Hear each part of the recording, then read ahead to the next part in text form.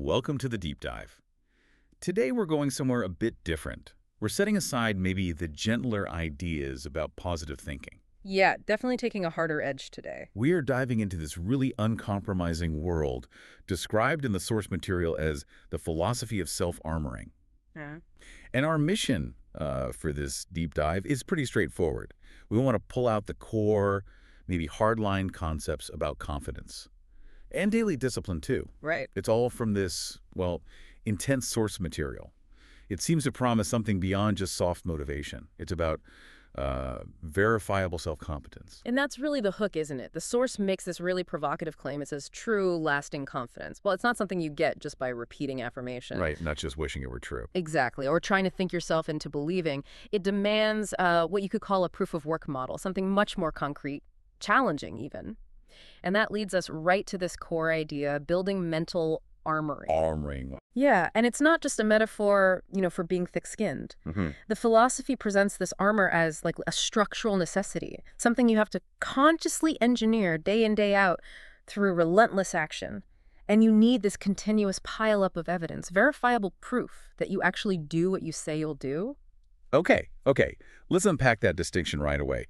Because, that flies directly in the face of a lot of modern self-help, doesn't it? It really does. The source material seems really cautious about just relying on, subjective feelings. Like you can stand in front of the mirror saying, I'm capable 1,000 times. But the source says the moment real stress hits or you fail at something, Yeah. that whole house of affirmations just collapses because there's no foundation. Is that the idea? That's precisely it. They swap that subjectivity for something objective, measurable. Their alternative is that genuine confidence, real self-belief, you only get it by building what they call an undeniable stack of proof. An undeniable stack of proof. Oh, we should probably define what that stack really means in their terms. It's not necessarily like landing the huge promotion or winning some public award. The sources really stress the internal ledger. Internal. Yeah. The proof is defined as consistent accomplishment, built through hard work. And specifically, the work you do when nobody's watching. Ah, right. When it's hardest. And when your motivation is basically zero, if you push through difficult tasks every day, tasks you might even hate, tasks that really test you, that built-up history of actually doing it becomes this verifiable, factual defense against self-doubt. That distinction seems critical. The difference between, say, visible success and that verifiable internal accomplishment. So why should you, listening now, care about shifting focus to this stack of proof? Well, I think it's because it offers a way to build confidence that is completely self-validating. It kind of removes the need for external pats on the back, which we all know are pretty unreliable. Totally. Think about it. When doubt starts creeping in, your mood, your feelings, they don't matter as much. You don't have to, argue with the doubt. You just point to the data, the facts. If you actually completed a 50-mile run last week, well, that physical fact proves your endurance today. It doesn't matter how tired you feel right now. Exactly. So the core of this philosophy seems to be transforming subjective feeling into objective self-generated proof. It's definitely a cognitive shift. Yeah. And it requires embracing a kind of maybe intellectual honesty. Honesty with yourself. Yeah. When you have that history of execution, say you got up at 5 a.m. successfully 100 times when you really wanted to sleep in, that data point just overrides the emotional noise telling you, oh, you can't do this today. It's like a weapon against the inner critic. It's a mechanism, yeah, to disarm that critic using cold, hard facts, not just optimism. Okay, but honestly, this sounds utterly exhausting. It is demanding. If we're relying on constant verifiable performance, the system must demand intense upkeep, right? Is this philosophy even realistic for, the average person? Or is it really aimed at high-performance extremists? Well, the source material is pretty uncompromising on this. It basically implies that the average path leads to, average results. Fair enough. And if you want that undeniable confidence, the kind that doesn't waver, you have to commit to an undeniable process. Okay. And that commitment brings us right to the next part. The incredibly rigid daily routine, which is, according to them, the actual blueprint for constructing the armor. Right. Here's where it gets really specific and maybe even a bit intimidating. The system lays out this surprisingly rigid daily routine. Yeah, it's not flexible. This isn't just, have a nice morning routine. This sounds like a mandated schedule, a way to weaponize discipline. I'll quickly detail the sequence they lay out, because the order and the intensity seem mandatory in this philosophy. The day kicks off, no excuses, with a dedicated run every single morning. First thing. Then immediately after, eating. Strategically, I assume, for fuel. Right, refueling. Then straight after fueling, they mandate a specific gym session. Real physical work.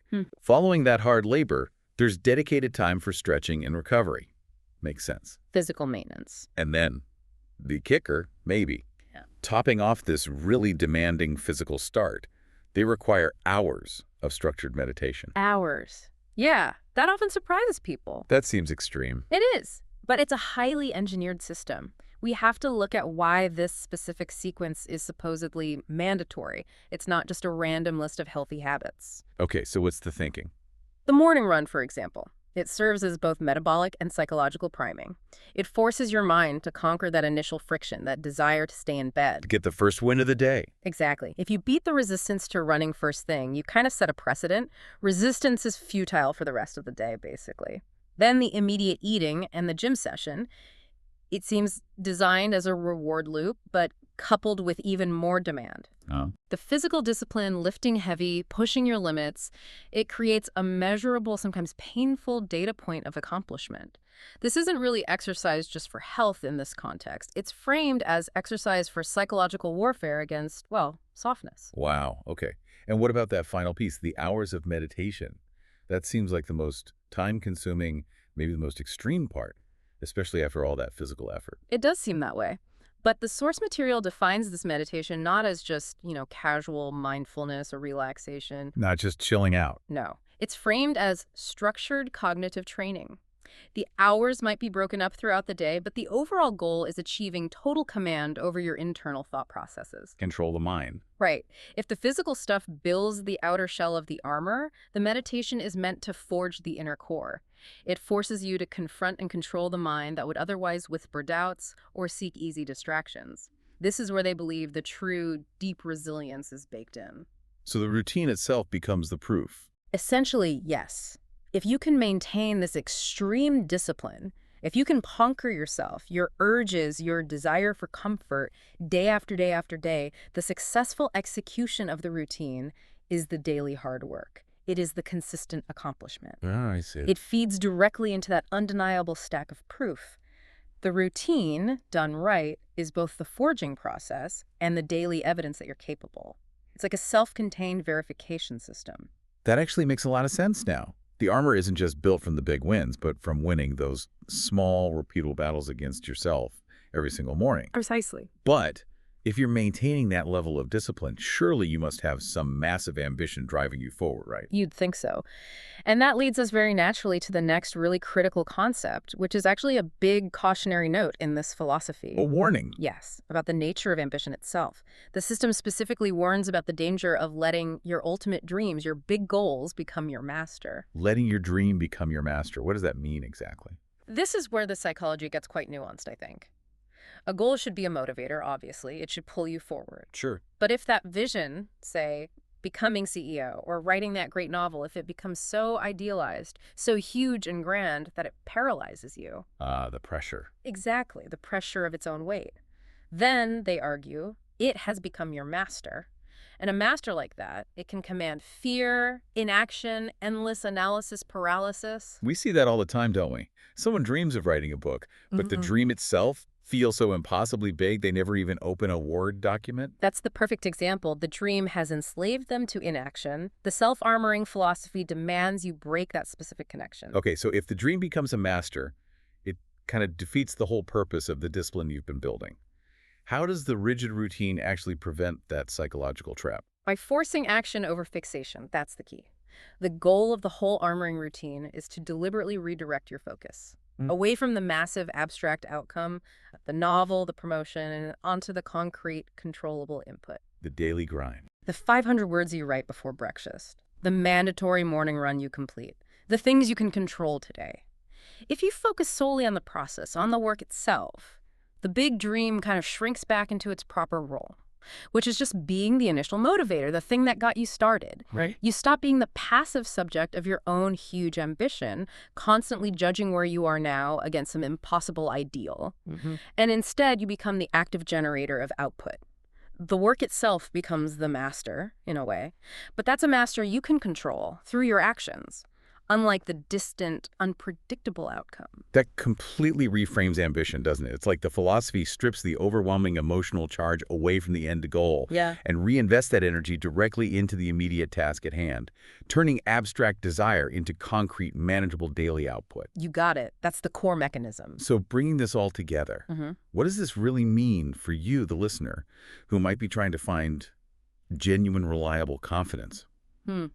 If we distill the essence of this philosophy of self-armoring. We can basically see three pillars working together in a continuous loop, right? Intense discipline, which is driven by that demanding routine Yep. that generates proof through consistent accomplishments, It's a stack of proof. which ultimately forges your mental armor, or what we'd call confidence. And it's reliable confidence, they'd argue, Yeah. because it's built entirely on the verifiable history of your own competence. It's not just hoping you can do it, it's remembering that you have done it repeatedly. So to quickly summarize our deep dive into this, frankly, challenging source material, the philosophy of self-armoring offers a pretty harsh but maybe reliable prescription for self-belief. Definitely harsh. It completely redefines confidence. It argues it's not some internal state you affirm or wish into existence. No positive thinking required, necessarily. Instead, it's presented as an external, verifiable byproduct of intense, consistent action and really rigid daily discipline. The promise seems to be, if you submit to the process, the confidence will be basically unavoidable. Yeah, it becomes an outcome, not a prerequisite. And look, if true confidence really only comes from building that undeniable stack of proof, well, this raises a crucial final thought for you to consider. Okay. You probably don't have to start, and maybe shouldn't start, with the hours of meditation or the marathon run tomorrow morning. Right. That seems overwhelming. So the question becomes, what is the smallest, most consistent proof that one tiny action you know you can execute daily without fail that confirms your commitment to yourself? What could you start building today to begin forging just the very first layer of your own mental armor? Think small, maybe ridiculously small, but make it absolutely undeniable to yourself.